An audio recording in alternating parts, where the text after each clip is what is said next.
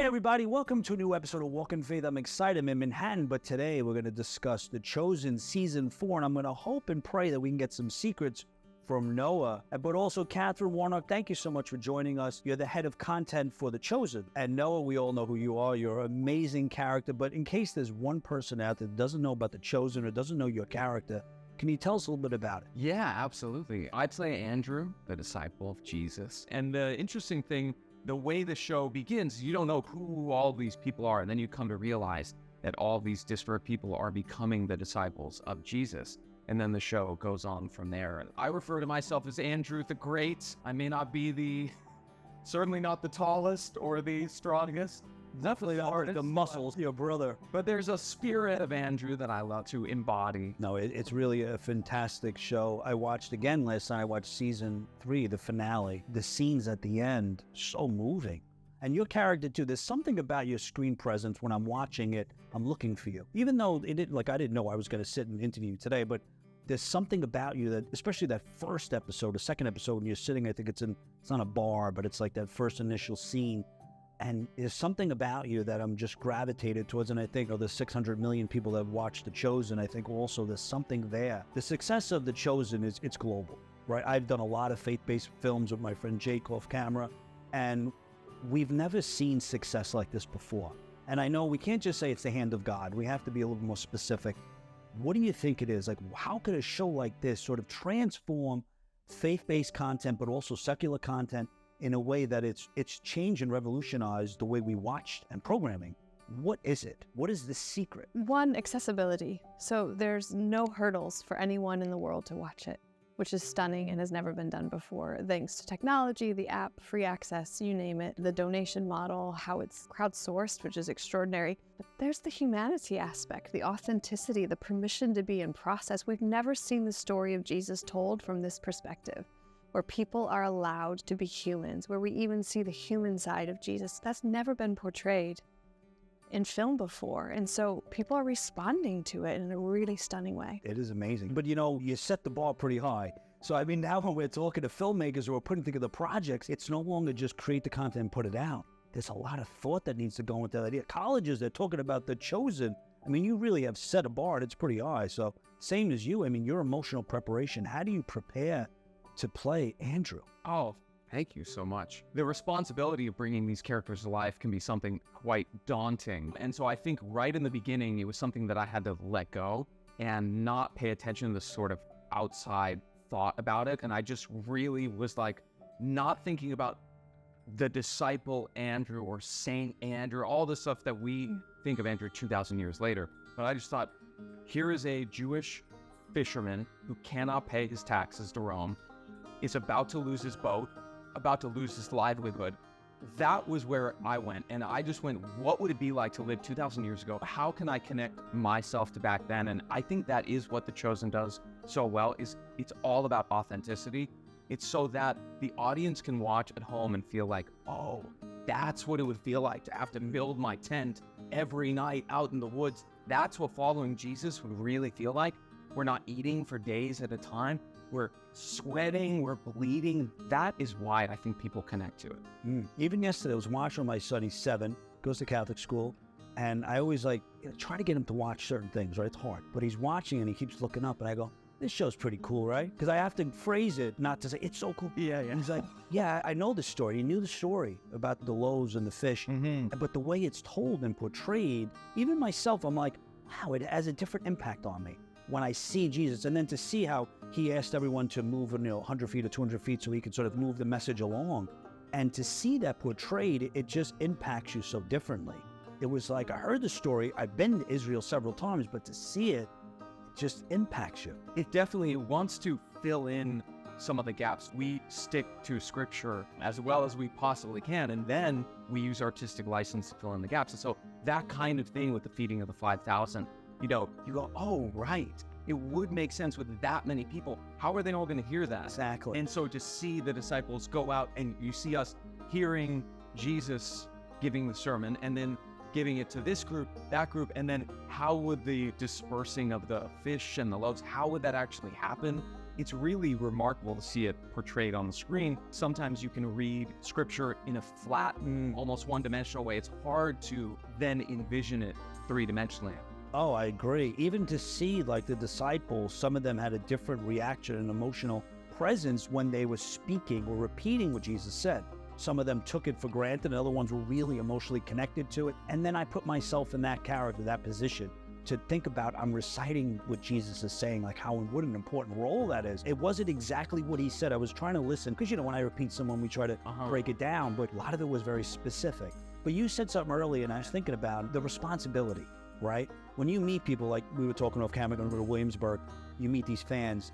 First of all, what I've seen is sometimes it's hard for them to separate Noah from Andrew. But then also too, there's such a responsibility. So I know for myself and for you, like this show's Walk in Faith, like this is me. What I do on a Monday and a Sunday is the same. It can be challenging when people see us out. So for you to be a disciple, right? And to walk around, do people look at you in a different way? Is there such an expectation that they see that, like, wait, but you're Andrew and you shouldn't be behaving a certain way? I mean, that's got to be hard for you, right, to process? I think mostly what it is that people are so grateful for the show and so loving of what we've been doing with the show and with this story. So mostly we're just approached with gratitude, and people want to come up and just say, even sometimes I'll be out somewhere and someone will just lean in and be like, hey, love your work, love the show. And then they'll like walk away. So all the time that happens. And we also get messages daily. I'm going through a rough time. I have a family member in the hospital. These kind of things, it's very real. And so to me, the fact that I get to be a part of a show that can help people in some of the most difficult moments of their life, that's like more than you can ever hope for as an artist, as an actor. I'm just so grateful that I get to be a part of something like that. You're impacting so many people, and in the moment, you're not thinking about that. You're preparing. You're not sitting thinking about the woman that's suffering from cancer or someone that's going through or close to suicide, but you're impacting and changing their life. The funny thing is that sometimes that does come into play because, when you're acting, you don't know what is going to be getting you there in the moment. You don't know what's affecting you. And so a lot of the times on set, it feels timeless, and you do feel like you are connected to humankind throughout time from 2,000 years ago all the way to now. And so sometimes that story of someone dealing with a medical issue or something, that is there. That is part of what you're doing when you're trying to help someone in the scene or open your heart. It's there. But to your immense credit, and I hear the cast speak about this often, because our cast is full of so many different faith backgrounds, worldviews. It's delightful, it's beautiful. And to see how serious each of you take the work that you are doing. So we've all worked in Hollywood. I worked in Hollywood 20 years, and I've never seen anything like this, to where we are all acutely aware of this isn't just a creative production. This is transforming lives. This is putting hope back into the world. And to see you all as the cast just day after day turn up and go, okay, this isn't just a normal job. No, definitely not. It's definitely, we understand that it's not a normal job, but also I think we're able to do that because we are such a family on set. We really love each other. We love hanging out. So while we take it as seriously as we possibly can, there's also plenty of times where we have to just having fun, have to be letting off steam, because it can get challenging. It can get really challenging. And so we're there for each other. We make sure that whoever's on screen, they can give the best work they possibly can. Even if you're, won't be seen for hours, we want to be there for each other. We want to make sure that, again, that each one of us is telling the story the best way we can.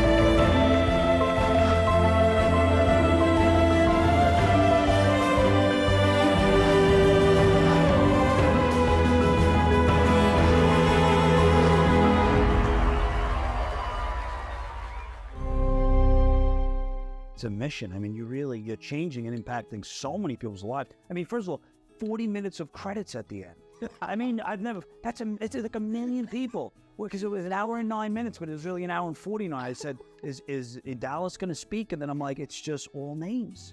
I mean, you're never going to meet all those people. That's how many people you impact. But I think also, too, for me, I would know personally, there can be also that insecurity. I think of it as the enemy, right? The voice comes, the insecurity comes, the negative self-talk, and then I'm like, I'm not good enough. That happens to me all the time, always. Whenever I'm fulfilling or following God's plan or purpose for my life, that voice comes. Does it ever come in the sense of to be the voice, but anything where the insecurity comes to say, you have 600 million people that are watching this show. I have to really not perform, but you're impacting so many people. Do you struggle with that at all? It's not the fact that it will be viewed by that many people. To me, when I'm on set, I'm like, how can I tell this story the best way I can? That is where I'll be all of my energy and focus. And if I'm feeling insecure or anxious about something, it's really about like, am I getting this right? Am I, in the 3rd season, I visit John the Baptist in Herod's dungeon. To me, before the season, that's all I'm focused on. I'm going, how can I make sure that we bring this to life? How can I make that impactful, but not going, so many people are going to be watching this. When we get to watch the final version, I go, wow, I can't believe so many people are watching it. Because even if 3 people watched it, I would want to tell that story the best way that I could. And you're right. If it's only 3 people, but you impacted 1 versus 100 million and you impact 10, I mean, it's about that one person. And, I'm a believer. Maybe there's definitely people out there that aren't, that maybe they heard about The Chosen. What would you say to someone out there? I mean, do you have to be a believer or following Christ to enjoy and watch The Chosen? That's what I love about The Chosen. Absolutely not. A huge amount of our fan base are not Christians at all. Of course, we have the spectrum of Christianity, right? We have Baptists, we have Catholics, we have evangelicals, charismatics, you name it. But we also have Hindus, Muslims, Buddhists, atheists, agnostics. I've never seen anything like that before, to where a show about the life of Jesus is deeply unifying and just purely giving hope. And we receive emails all the time of people saying, hey, I'm not a Christian, but I'm now like a student of Jesus. I remember we have a Hindu man. He was a tech giant in Silicon Valley. And he wrote us, he said, how can I help you? I'm Hindu, but even your show is giving the light back to my people. How can I help you? And that's extraordinary. Beautiful. It's just unconditional love. Yeah. And even on the last episode of season 3, that's what Jesus was talking about.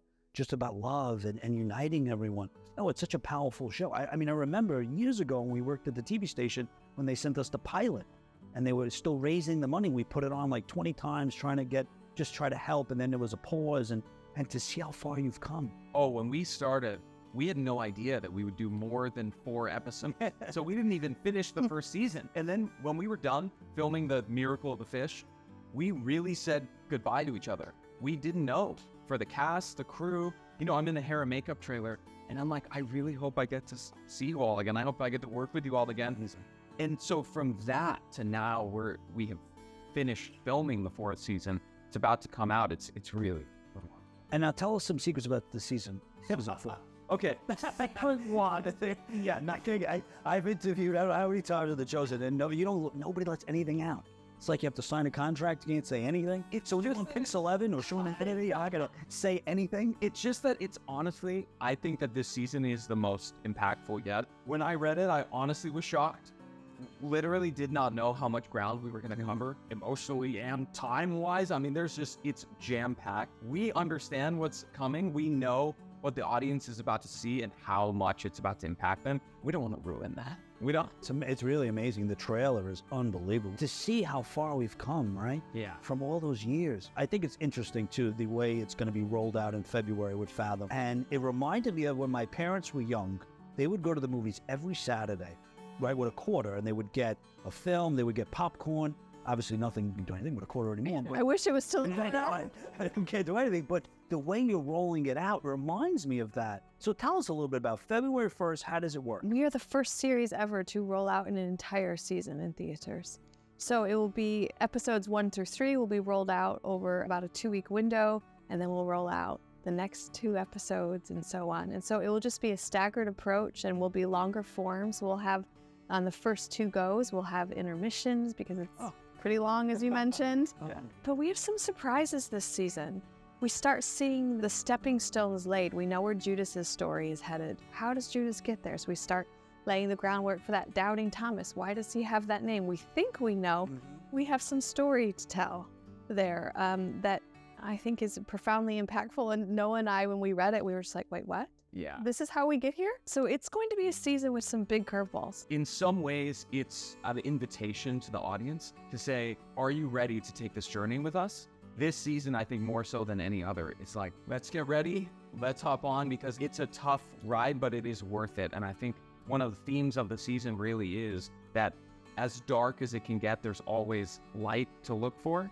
And so I'm excited to see how. Wow. And when you said, are you ready too, like it made me think about people searching their own soul, you know, because for a lot of us, for me, there was always that knock. I always felt like God was chasing me down, but I kept ignoring it. And when you said that, it reminded me of that. And there was going to be a lot of people in that audience that have been along for the ride. And now it's sort of like they felt that call to Christ, or they felt that call, just that word, are you ready? There's a lot of people that I think are just searching. And this show has definitely impacted. I feel like when you create content like this, high-end content, people that are not religious or not followers of Christ, they watch it, the seed is planted, and then they slowly develop this relationship, you know? And that's what I really feel like The Chosen has done. But you've impacted so many people's lives. Is there one story, I know you said briefly, but is there anyone that really stands out that really touched your heart? This season, a family came to visit the set. Without going into too many sort of specific details, there was a family member who was not doing well, health-wise, and they were there with us. The synchronicity of them being there and what we were filming, and how so often in The Chosen, we are, you know, there's healings. There are moments where you're trying to help anyone you can as a disciple, and they were witnessing a scene that I don't even know if they were aware that it was leading to one of the famous miracles. That to us kind of opened our eyes. You know, we were at the tail end of shooting, so we were like hobbling to the finish line. It felt like it's so hot outside, but then them there, it just takes you totally out of yourself and you go, that's right, that's why we're doing it. That was a really, really touching moment. And that's, again, that's one family, but we get those kind of messages all the time. But again, it matters. That one person having their day in some small way even brightened by what we're doing, it really brings you back to why we're doing this. And there's no coincidences. So for the probability of that person being there that day with that scene, to me, it's the hand of God. This has to have impacted you as well. Yes. This show changed your life. It's definitely changed my life. But what's funny is I came into the show, so I'm Jewish. I came in totally from outside of the Christian world, and I had like no idea what to expect.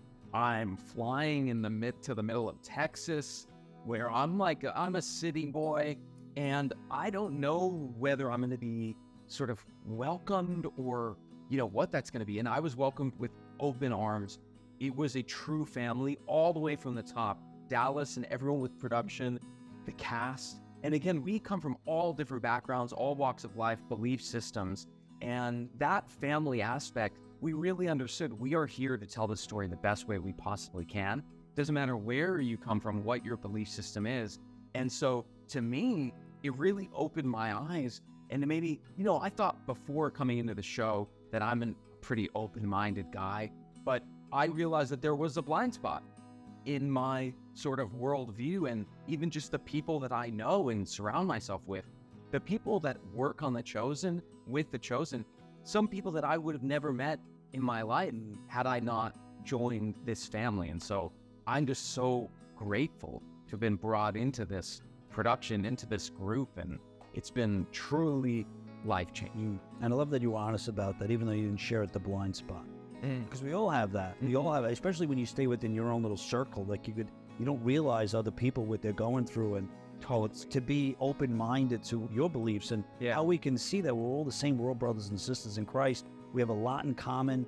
I love the fact that you have so many diverse religions and backgrounds and different types of people that work on the show. So season 4, February 1st, what do you hope the fans or just people in general walk away with after seeing season 4? Hope that in the midst of tragedy, there can always be joy, there can always be peace. And it's to the degree of what Noah said. Are we ready? Are we ready to really live life with purpose? Are we really ready to live life in community when it's hard? For me, the message of perseverance, I think we all really cry out for joy and peace, and we want that rest in life. But sometimes we just need to be reminded that perseverance is equally as needed. That grit, ability of the human spirit to just persevere. And I think the show communicates that really beautifully, especially in this season. I love that perseverance. And at the end of season 3, right, we all want to know that Jesus' hand is there, pulling us along. Because sometimes in the midst of life and just chaos, we forget, right? We forget that Jesus is there. And we lean on him only when we need things, not realizing that he's only 2 feet away. He's always within us. He's always within our reach. I really appreciate this opportunity, so thank you so much, guys. Oh, Thank you. thank you. Guys, I hope you enjoyed today's episode of Walk in Faith. Always remember, you have the ability to inspire and evangelize through your words and actions. God bless you.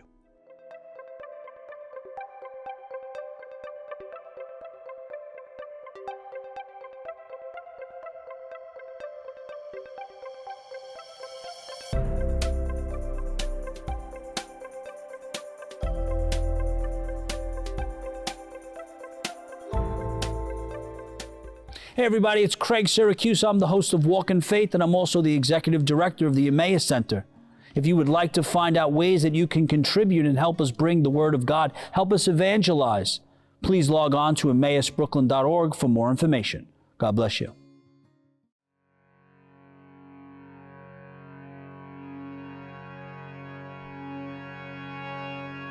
It's time. What wondrous love is this, oh my Listen carefully to my words. Oh my soul. There are those for whom this will set off a series of events. What wondrous love is this, oh my soul. My followers won't understand. The Son of Man must suffer many things. But you are the Son of God. What wondrous love is this that calls the Lord of bliss I know it's hard. Man makes it much harder. to bear the dreadful curse, When he leans on his own understanding. to bear the dreadful curse.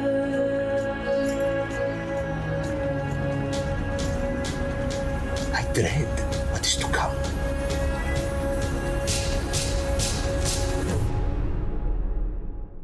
Story nearing its end. For my soul.